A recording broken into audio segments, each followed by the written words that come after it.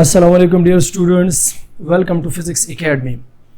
मैं इंजीनियर यासिर ख़ान आप लोगों को आज सेकंड ईयर फिज़िक्स के कुछ बेसिक टर्मिनोलॉजीज़ के बारे में समझाऊंगा। स्टूडेंट्स, मैं आपको बताता चलूँ कि हमारा जो सेकंड ईयर का फिज़िक्स है उसका ज़्यादातर हिस्सा वो इलेक्ट्रिसिटी पर बेस करता है। जैसे कि अगर आप लोग अपने बुक के कंटेंट्स ओपन कर दें, उसमें डिफरेंट चैप्टर्स आपको मिलेंगे, जैसे कि इलेक्ट्रोस्टैटिक्स है, इलेक्ट्रोडायनेमिक्स है, इलेक्ट्रोमैग्नेटिज्म है, इलेक्ट्रोमैग्नेटिक इंडक्शन है।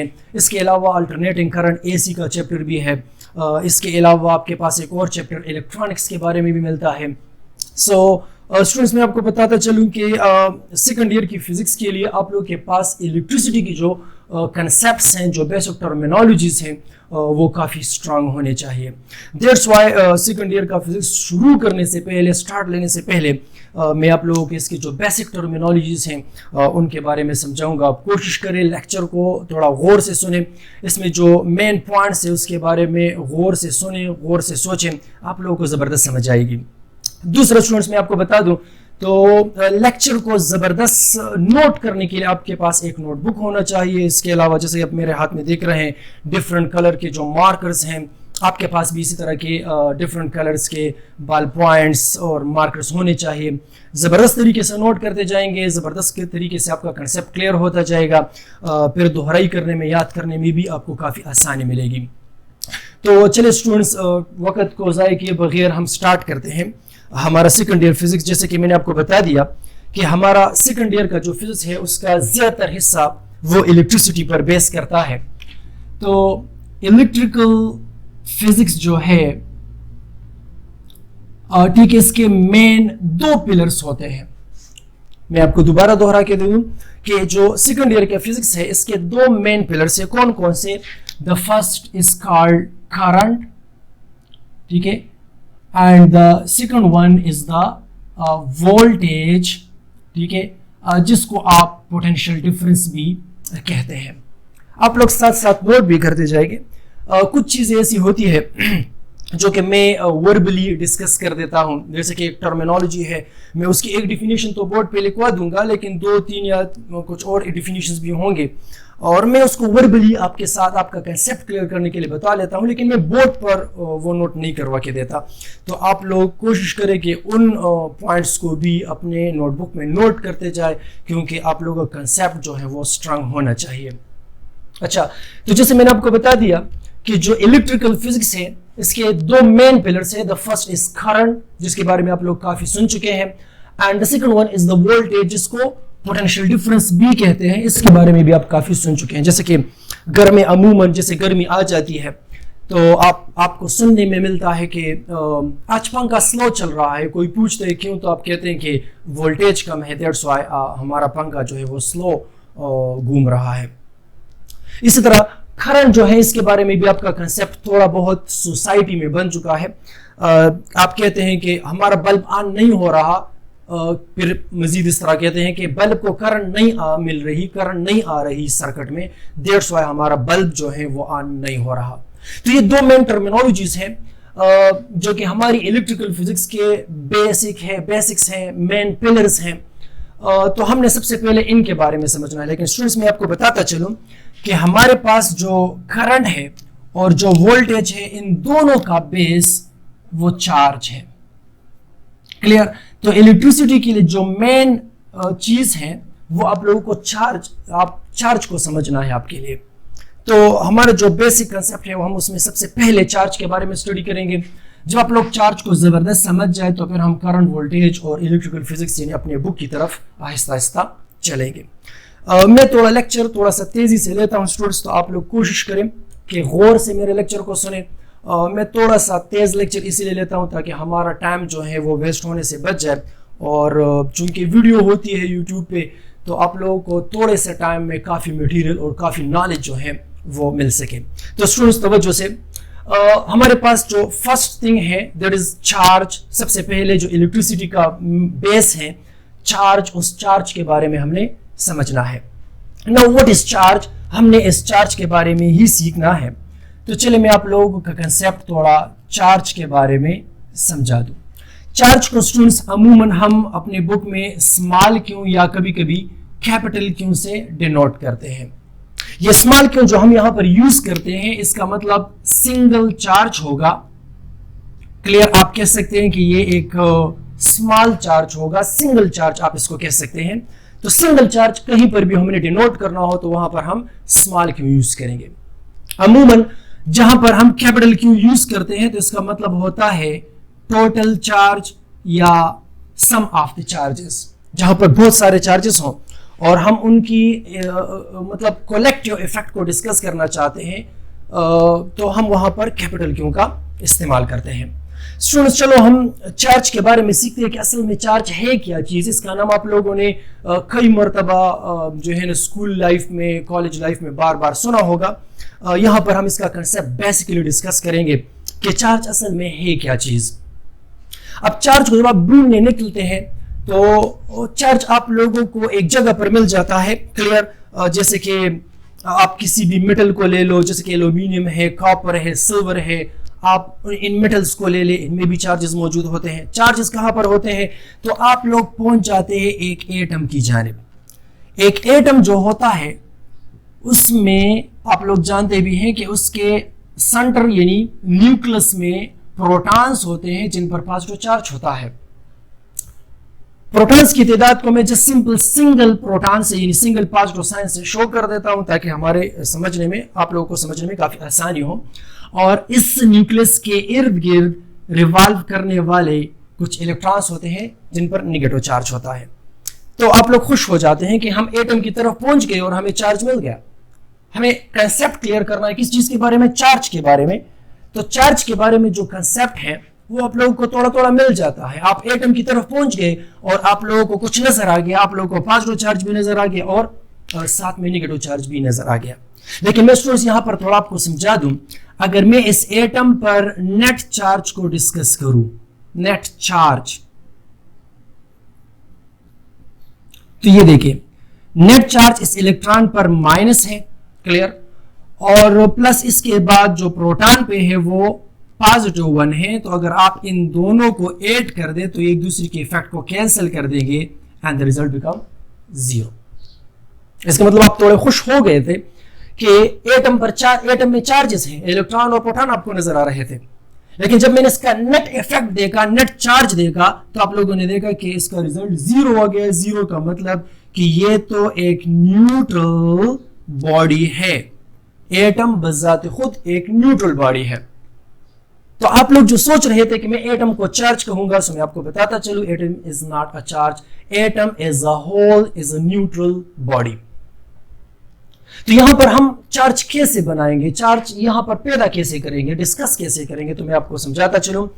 अब लेट्स सपोज कि मेरे पास ये जो एटम है जिसमें प्रोटॉन्स भी है इन द न्यूक्लियस और इर्द गिर्द ऑर्बिट्स में रिवॉल्व करने वाले इलेक्ट्रॉन्स भी है जिन पर नेगेटिव चार्ज है, हम इनको जुदा करते हैं। जुदा कैसे करते हैं, तवज्जो से देखिए।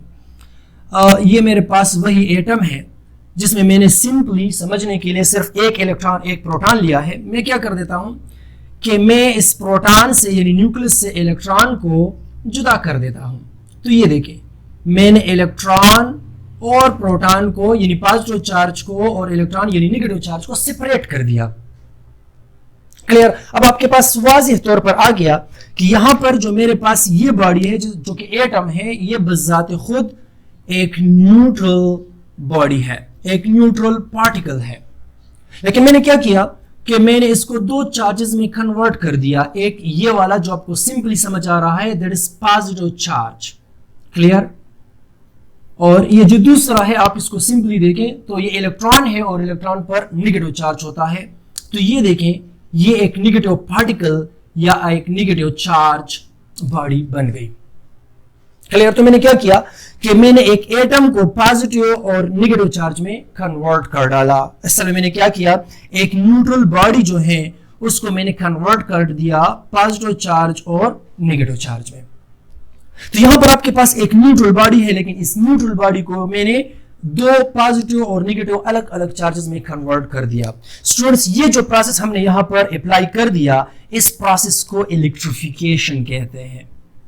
तो हमने क्या किया, हमने इलेक्ट्रिफिकेशन का प्रोसेस कर दिया।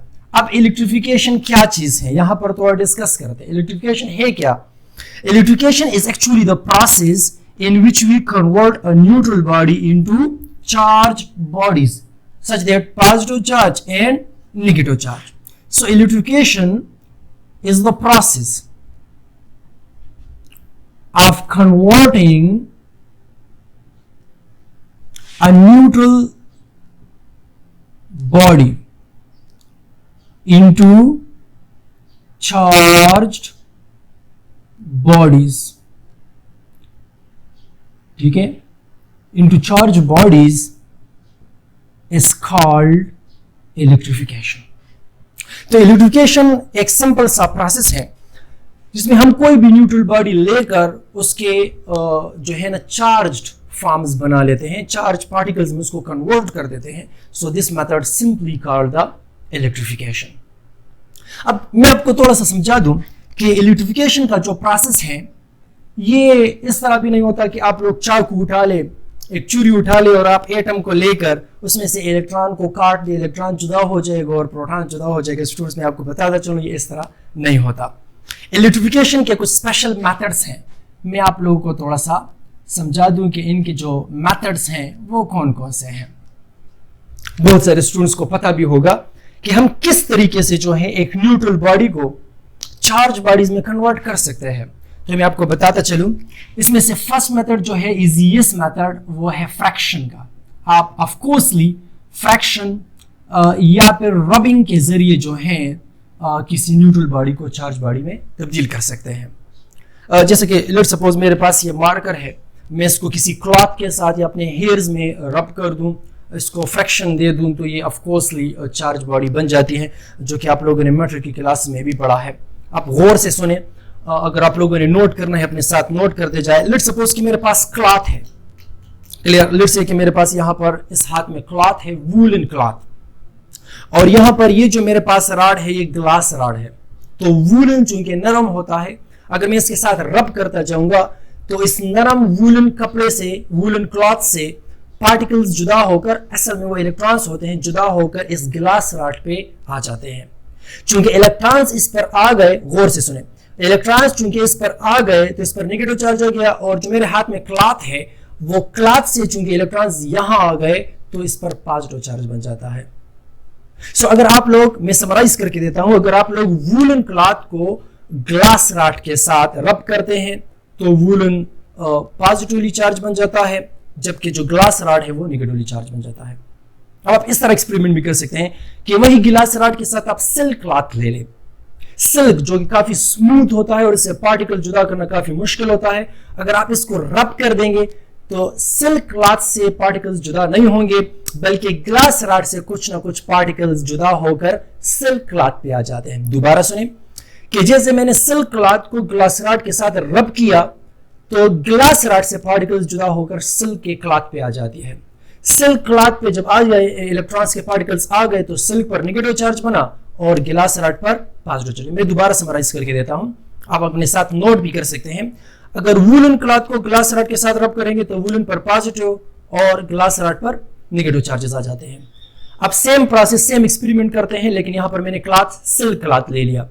सिल्क क्लॉथ को अगर आप इस ग्लास राड के साथ रब करते हैं तो फिर ग्लास राड से पार्टिकल जुदा होकर सिल्क पे आ जाते हैं. इस तरह सिल्क जो है वो नेगेटिवली चार्ज बन जाता है और ग्लास राड जो है वो पॉजिटिवली बन जाता है. तो ये चीज अपने साथ नोट भी कर सकते हैं और मतलब मजीद फिर दोहराई के लिए ये आपके लिए बहुत आसान बनेगा अगर आपके पास ये नोटेड फॉर्म में मौजूद हो. दूसरा जो मेरे पास मेथड है वो वोल्टेज के तरीके से भी आप कर सकते हैं. जिस तरह आप लोग अगर एक 555 या कोई भी सेल लेते हैं तो सेल में एक पॉजिटिव टर्मिनल होता है और एक इसमें नेगेटिव टर्मिनल होता है. तो ऑफ कोर्सली ये पॉजिटिव नेगेटिव चार्जेस को अपनी तरफ अट्रैक्ट करेंगे और नेगेटिव पॉजिटिव को अपनी तरफ अट्रैक्ट करेंगे. तो यहां पर एटम में इलेक्ट्रॉन्स और प्रोटॉन्स जो हैं अट्रैक्शन की वजह से एक दूसरे से जुदा हो जाएंगे. उस बैटरी का पॉजिटिव टर्मिनल इस इलेक्ट्रॉन को अपनी तरफ अट्रैक्ट कर देगा और नेगेटिव टर्मिनल जो है वो पॉजिटिव को अपनी तरफ अट्रैक्ट करेगा. इस तरह ये दोनों एक दूसरे से जुदा हो जाएंगे और इस जुदा होने के प्रोसेस को ही इलेक्ट्रिफिकेशन कहते हैं और आप जो है एक न्यूट्रल बॉडी को चार्ज बॉडीज में कन्वर्ट कर देते हैं. ठीक है, तो जो इलेक्ट्रिफिकेशन के मेथड्स है उनमें से बिल्कुल सिंपल एंड फर्स्ट मेथड जो है वो फ्रैक्शन या रबिंग के जरिए आप किसी न्यूट्रल बॉडी को चार्ज बॉडी बना सकते हैं. वोल्टेज देकर भी कैसे कर सकते हैं. आप लोग मैग्नेटाइजिंग यानी मैग्नेटिक फील्ड प्रोवाइड करके भी इसी तरह कर सकते हैं। मैग्नेटिक फील्ड भी चार्जेस को सेपरेट करने के काम आता है। नेक्स्ट लेक्चर्स में, आने वाले चैप्टर्स में हम इसको भी काफी डिटेल से डिस्कस करेंगे। इसी तरह एक चौथा मेथड जो है वो हीट देना होता है। हीट असल में एनर्जी की फॉर्म होती है। तो स्टूडेंट्स, अगर आप लोग यहाँ पर इस न्यूट्रल बॉडी को देखें, जो कि एक सिंपल एटम मैंने शो किया है, जैसे आप लोग इसको एनर्जी प्रोवाइड करते हैं तो इसके ये वैलेंस शेल में जो मौजूद इलेक्ट्रॉन है ये एनर्जी हासिल करके एक्साइट होकर ये बाहर की जानिब चला जाता है, आयोनाइज हो जाता है, फ्री हो जाता है। तो ये इलेक्ट्रॉन इस प्रोटॉन से जुदा हो जाता है। जैसे इलेक्ट्रॉन प्रोटॉन से जुदा हो जाता है तो ये अलग अलग नेगेटिव और पॉजिटिव चार्जेस बन जाते हैं और आप कहते हैं कि हम इलेक्ट्रिफिकेशन का प्रोसेस कर चुके हैं। यानी आप लोग न्यूट्रल बॉडी को पॉजिटिव चार्ज और नेगेटिव चार्ज में तब्दील कर चुके हैं। तो आप लोग हीट के जरिए एनर्जी देकर भी किसी न्यूट्रल बॉडी को चार्ज बॉडीज में तब्दील ऑफ कोर्स ही कर सकते हैं। इसके अलावा हमारे पास मेथड्स हैं, जैसे कि 5th नंबर कंडक्शन का मेथड है। आप इसके जरिए भी चार्जिंग कर सकते हैं, इलेक्ट्रिफिकेशन कर सकते हैं। एंड इसके अलावा एक इंडक्शन का मेथड भी है। इंडक्शन के जरिए भी आप लोग जो है ना किसी न्यूट्रल बॉडी को चार्ज बॉडी में तब्दील कर सकते हैं। स्टूडेंट्स, मैं आपको बताता चलूँ, यहाँ पर जो कंडक्शन और इंडक्शन है थोड़े स्पेशल मेथड्स हैं।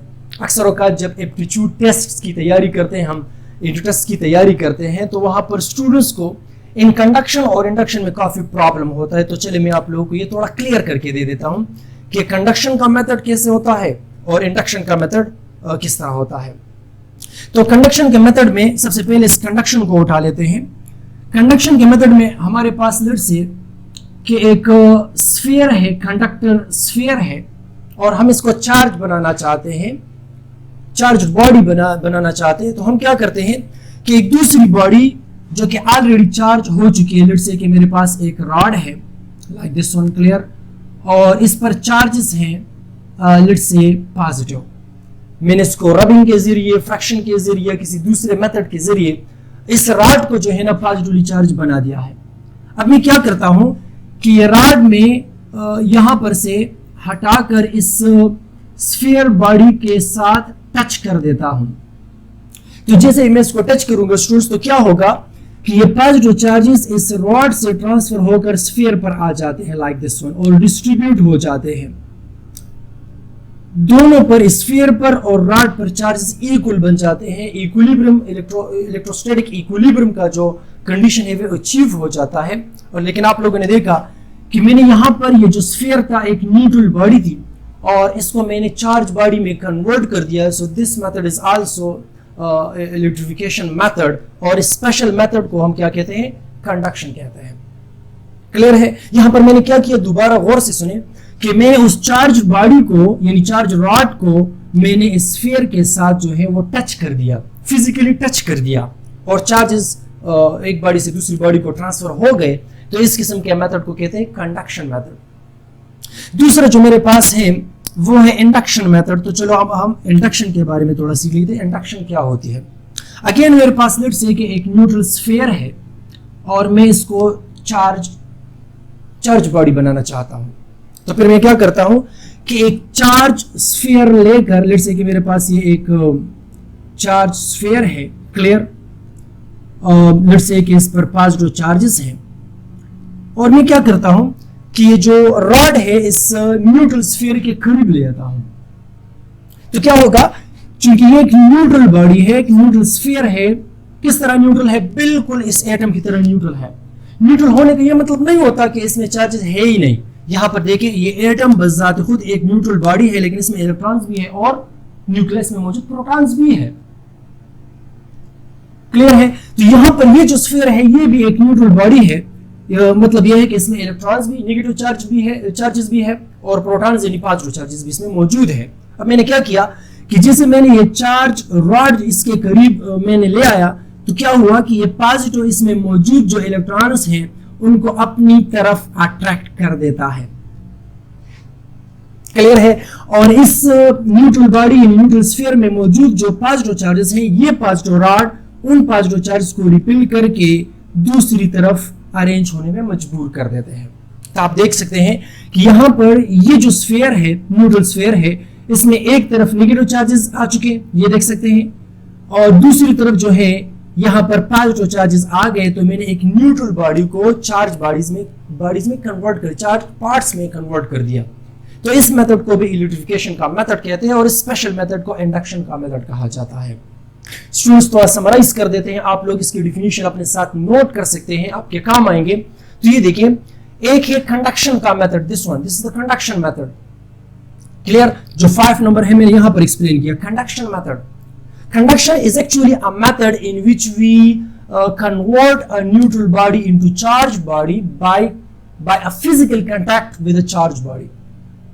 हमने क्या किया कि हमने एक न्यूट्रल बॉडी को एक दूसरी चार्ज बॉडी के साथ फिजिकली टच करके जो है ना उसको चार्ज कर दिया। तो इसको कहते हैं कंडक्शन मेथड। जबकि दूसरे मेथड पे आप गौर करें तो यहां पर मैं ये चार्ज स्फीयर जो चार्ज रॉड जो है ये स्फीयर के सिर्फ करीब ले आता हूं, टच नहीं करता। There is no physical contact between the bodies. तो अगर आप इस तरीके से चार्जेस किसी न्यूट्रल बॉडी में पैदा करते हैं तो इसको कहते हैं induction method. So induction method is a technique for charging a body by which we transfer charges on a neutral body without physical contact of a charged body। हम इसके साथ चार्ज बॉडी को फिजिकल कांटेक्ट में नहीं लाते। तो उम्मीद है आप लोगों को इन दोनों में फर्क समझ आ चुका होगा, क्लियर है? तो एक है हमारे पास कंडक्शन का मेथड और 6 नंबर जो है वो है मेरे पास इंडक्शन का मेथड। दोनों आप लोगों को काफी एक्सप्लेन हो गए, क्लियर है? तो यहां पर से सीखते हैं कि एक कंडक्शन मेथड है और दूसरा इंडक्शन मेथड है। इस इंडक्शन मेथड में ये चार्जेस जो हैं, जो नेगेटिव, जो इस चार्ज बॉडी की करीब लाने से जो यहाँ पर नेगेटिव चार्जेस बन चुके, क्लियर? तो ये इसने बहुत बाउंडिंग करके यानी इन चार्जेस को मजबूर करके अपनी तरफ इनको अट्रैक्ट कर दिया है। तो ये चार्जेस जो चार्ज बॉडी के इस पोल के यानी इस एंड के करीब आ जाते हैं, इनको बाउंड चार्ज कहते हैं, बाउंड चार्जेस, क्लियर? और ये जो चार्जेस जो कि दूसरे पोल पे आ जाते हैं, दूसरे एंड पर आ जाते हैं, तो इनको कहते हैं फ्री चार्जेस। समझ आ गया ना? तो यहां पर क्या किया कि जब एक चार्ज बॉडी को हम एक न्यूट्रल बॉडी के करीब ले आते हैं तो वो उनमें से कुछ चार्जेस को अपनी तरफ अट्रैक्ट करते हैं, जैसे कि यहां पर नेगेटिव चार्जेस अट्रैक्ट हो गए। तो ये मजबूरन बल्कि जबरदस्ती आप कह सकते हैं कि इनको हमने बाउंड किया, क्लियर? हमने इनको बाउंड किया कि ये इस पोल पे आ जाए, तो इसलिए इनको बाउंड चार्ज कहते हैं। जबकि दूसरी चार्जेस जो है वो खुद ब खुद रिपेल होकर यहाँ पर आ गए, क्लियर? तो इनको फ्री चार्जेस कही जाती है। तो इस तरह ये दो पोल जो बनते हैं इनमें भी दो किस्में होती हैं, एक को बाउंड चार्ज कहते हैं, दूसरी को फ्री चार्जेस कहते हैं। एमसीक्यूज के लिए इन चीजों को याद करते जाए। अब हमारा जो मेन कंसेप्ट था स्टूडेंट्स, वो हमें नहीं भूलना। वो हमारा जो मेन मकसद था वो क्या था कि हम चार्ज के बारे में सीख जाए कि चार्ज है क्या चीज, व्हाट इज चार्ज। इस चार्ज को समझने के लिए हमने इतनी ज्यादा कंसेप्ट्स जो हैं वो क्लियर कर दिए, क्लियर? तो यहां पर हमारा जो मेन मकसद है वो चार्ज है। अब चार्ज क्या चीज है, यहां पर आ जाते हैं दोबारा। हमने यहां पर एक न्यूट्रल बॉडी को चार्ज बॉडीज में कन्वर्ट कर दिया है। This method is called electrification. Electrification में मैंने क्या किया, जरा गौर से सुने कि मैंने एक न्यूट्रल बॉडी को पॉजिटिव चार्ज और नेगेटिव चार्ज में तब्दील कर दिया। इस न्यूट्रल बॉडी को गौर से देखिए, इसमें पॉजिटिव प्रोटॉन्स और नेगेटिव इलेक्ट्रॉन्स दोनों इक्वल है, इनकी जो नंबर्स है वो इक्वल है, इसलिए एक दूसरे के इफेक्ट को कैंसिल कर देते हैं और रिजल्ट में आपके पास ऑफ कोर्स एक न्यूट्रल बॉडी मिलती है। लेकिन यहां पर से देखिए, यहां पर एक प्रोटॉन है लेकिन इसके पास इलेक्ट्रॉन नहीं है। दोबारा सुने, इस प्रोटॉन के साथ इलेक्ट्रॉन नहीं है, इसके साथ इलेक्ट्रॉन की डिफिशियंसी है। इस पॉइंट को समझे गौर से, यहां पर डिफिशियंसी ऑफ इलेक्ट्रॉन है, क्लियर?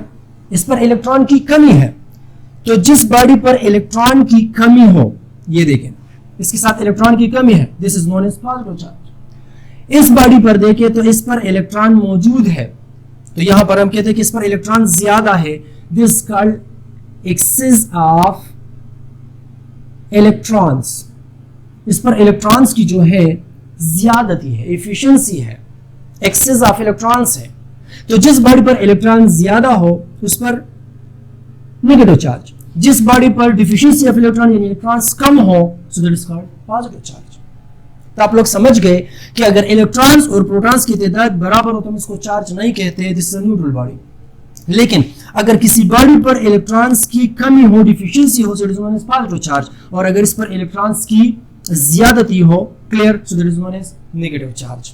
सो आप लोग समझ गए कि चार्ज क्या चीज है, द डिफिशिएंसी ऑफ इलेक्ट्रॉन या the excess of electron, this is known as charge. तो चार्ज क्या चीज है, ये इलेक्ट्रॉन्स की कमी और ज्यादती को कहते हैं। तो हम डिफाइन कर सकते हैं कि the deficiency or excess of electrons on a body is called charge। Clear है?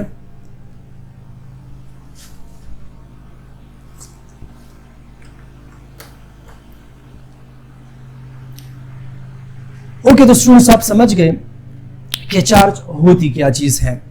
सो चार्ज क्या चीज है, this is the efficiency of electron या डिफिशिएंसी ऑफ इलेक्ट्रॉन। तो यहां पर थोड़ा इसको समराइज कर देते ताकि आपका कंसेप्ट जो है वो और भी स्ट्रांग हो। तो जरा गौर से सुने। लेट्स से कि मेरे पास ये एक बॉडी है, क्लियर, और मैं एक इलेक्ट्रॉन लेता हूं, बल्कि ज्यादा इलेक्ट्रॉन्स लेता हूं। इलेक्ट्रॉन पर आप जानते हैं कि इस पर नेगेटिव चार्ज है, तो मैंने क्या किया कि मैंने इस बॉडी पर इलेक्ट्रॉन्स की एक्सेस कर दी, यानी इस पर इलेक्ट्रॉन ज्यादा कर दिए, तो इस पर नेगेटिव चार्ज बना। अगर मैंने ऐसा किया कि इस बॉडी से इलेक्ट्रॉन को रिमूव किया, इलेक्ट्रॉन्स रिमूव किए, तो इस पर इलेक्ट्रॉन्स की डिफिशिएंसी आ गई, कमी आ गई, it is known as positive charge. Clear? In the same way अगर मैं प्रोटॉन्स के अल्फाज में बोलूं, प्रोटॉन पर पॉजिटिव चार्ज है, तो गौर से सुने कि अगर मैं इस बॉडी पर प्रोटॉन्स को ज्यादा कर देता हूं, इस पर प्रोटॉन्स ज्यादा हो गए, so definitely it is positive charge. अगर मैंने ऐसा किया कि इस बॉडी से प्रोटॉन्स को कम किया, clear, so the deficiency of proton, यानी इस पर प्रोटॉन्स की कमी आ गई, and it is negative charge. Again summarize करते हैं, इस बॉडी पर इलेक्ट्रॉन ज्यादा हुए, नेगेटिव चार्ज, इलेक्ट्रॉन कम हो गए, पॉजिटिव चार्ज। इस पर मैंने प्रोटॉन ज्यादा किए, पॉजिटिव चार्ज, प्रोटॉन मैंने से कम किए, नेगेटिव चार्ज। क्लियर? इसका मतलब यह हुआ कि आप इस तरह भी कह सकते हैं कि the deficiency or excess of protons, यहां पर इसकी बजाय आप लोग प्रोटॉन्स का लफ्ज अदा करें। क्लियर? तो अगर आप इस तरह कहें कि the deficiency or excess of protons on a body is called charge, तो ये भी सही है, समझने और कंसेप्ट के लिहाज से ये सही है। लेकिन मैं स्टूडेंट आपको बताता चलूं कि आप लोग ये डिफिनीशन, ये प्रोटॉन वाली डिफिनीशन नहीं लिख सकते। वो उसकी रीजन क्या है मैं आपको थोड़ा समझा दूं। लेट्स से कि मेरे पास यहाँ पर एक एटम है, ये न्यूक्लियस, और इसके इर्द गिर्द बहुत सारे ऑर्बिट्स हो सकते हैं। केमिस्ट्री में आप लोग इसके बारे में काफी सुन चुके हैं। तो ये जो इलेक्ट्रॉन वैलेंस शेल में होता है, जितना ये दूर होता है न्यूक्लियस से, इतना लूजली बाउंडेड होता है। क्लियर? तो इस इलेक्ट्रॉन को यहां से फ्री करना, क्लियर, या इस ऑर्बिट में इलेक्ट्रॉन्स को ऐड करना, ये काफी आसान है। मैं अगर इससे इलेक्ट्रॉन्स को जुदा कर दूं तो इस पर पॉजिटिव चार्ज, इलेक्ट्रॉन की कमी, और अगर मैं इस पर इलेक्ट्रॉन ले आता हूं, इस ऑर्बिट में वैलेंस शेल में इलेक्ट्रॉन्स को ऐड कर देता हूं, तो ये देखिए इस पर इलेक्ट्रॉन ज्यादा हुए, सो it is called negative charge. तो मैं आपको समझा रहा हूं कि हम एक एटम में इसके वैलेंस शेल से जो लूजली बाउंडेड इलेक्ट्रॉन्स हैं उनको रिमूव भी कर सकते हैं, यहां पर इलेक्ट्रॉन्स को हम ऐड भी कर सकते हैं। So it is very easy to excite an electron and to add an electron in the valence shell of an atom. लेकिन इसकी बनिस्बत इन प्रोटॉन्स को, जो कि न्यूक्लियस में मौजूद होता है, और आप लोगों को पता भी है कि nucleus is the hardest part of an atom, तो इस न्यूक्लियस से प्रोटॉन्स को जुदा करना या इसमें प्रोटॉन को ऐड करना, ये तकरीबन नामुमकिन बात है। तकरीबन नामुमकिन का मतलब यह है कि काफी डिफिकल्ट है, ये नहीं हो सकता अमूमन। आम सिचुएशन, कॉमन सिचुएशन में ऐसा नहीं हो सकता। आम सिचुएशन, कॉमन सिचुएशन में क्या हो सकता है कि आप इलेक्ट्रॉन को रिमूव कर सकते हैं या आप इसमें इलेक्ट्रॉन्स को ऐड कर सकते हैं। क्लियर है? दैट्स व्हाई जो प्रॉपर डिफिनीशन है, क्लियर, तो वो क्या होगी कि the deficiency or excess of electrons on a body, this is called charge. Clear है? तो ये आपका चार्ज, आपने चार्ज की डिफिनीशन जो है वो समझ ली कि चार्ज होती क्या चीज, हम इसको डिफाइन कैसे कर सकते हैं। तो स्टूडेंट्स, जो आज का हमारा लेक्चर था वो स्पेशली चार्ज के बारे में था। चार्ज हम डिवेल्प कैसे कर सकते हैं, हम किसी बॉडी पर चार्जेस कैसे ला सकते हैं, डिवेल्प कैसे कर सकते हैं, हमने ये भी सीखा। तो अगर इसके अलावा भी आपको इस लेक्चर में किसी जगह पर कुछ प्रॉब्लम हो, कुछ डिफ़िकल्टी हो समझने में, तो डेफिनेटली आप लोग जो है ना क्वेश्चन कर सकते हैं। वीडियो के जो कमेंट्स हैं, आप कमेंट्स में भी क्वेश्चन कर सकते हैं। मेरा व्हाट्सअप नंबर भी गिवन होता है, आप लोग व्हाट्सअप नंबर पर भी ईमेल भी कर सकते हैं, मुझे किसी भी तरीके से क्वेश्चन कर सकते हैं। मैं जैसे ही फ्री होऊंगा मैं कोशिश करूंगा कि आप लोगों के जो क्वेश्चंस हैं मैं इनको क्लियर करता जाऊं। इसके अलावा मैं इन ही टॉपिक्स के साथ साथ जो MCQs की सीरीज़ बनाऊंगा उनके वीडियोस भी अपलोड होते जाते हैं। तो आप लोग इस चैनल को सब्सक्राइब लाजमन करें ताकि आप लोगों को फ़ायदा हो। अपने दोस्तों को भी कह दें, उनको भी सब्सक्राइब कहने को कह दें, ठीक है। सब्सक्राइब करने के साथ साथ इसमें जो बिल का आइकन होता है वो भी प्रेस कर दें, उसको भी क्लिक कर दें, ताकि जो नेक्स्ट वीडियोस में अपलोड करता जाऊँ, ठीक है, तो उनकी नोटिफिकेशन आपको खुद ब खुद हासिल हो। क्लियर, आप उन वीडियो से भी काफ़ी फ़ायदा ले सकते हैं, अपने दोस्तों के साथ शेयर भी कर सकते हैं, तो काफ़ी मतलब उनको भी फ़ायदा होगा और आप लोगों को भी फ़ायदा होगा और हमारे काम में काफ़ी बरकत भी होगी। तो स्टूडेंट्स, आज के लिए बस इतना ही। और क्वेश्चन का मैंने आप लोगों को बता दिया कि अगर कोई भी क्वेश्चन हो तो आप पूछ सकते हैं कमेंट्स के ज़रिए, SMS के ज़रिए, व्हाट्सअप के ज़रिए आप लोग मुझसे पूछ सकते हैं। मैं कोशिश करूँगी कि आप लोगों के क्वेश्चंस को क्लियर करता जाऊँ। इसके बाद जो नेक्स्ट लेक्चर्स हैं वो मैं जल्द अपलोड करता जाऊँगा, तो आप लोग जो है सीक्वेंस के साथ लेक्चर्स को देखते जाएं, उसको समझते जाएं और अपने नोटबुक में उनको नोट करते जाएं, ताकि आप लोगों का कंसेप्ट सही तरीके से जो है ना वो क्लियर होता जाए। शुक्रिया।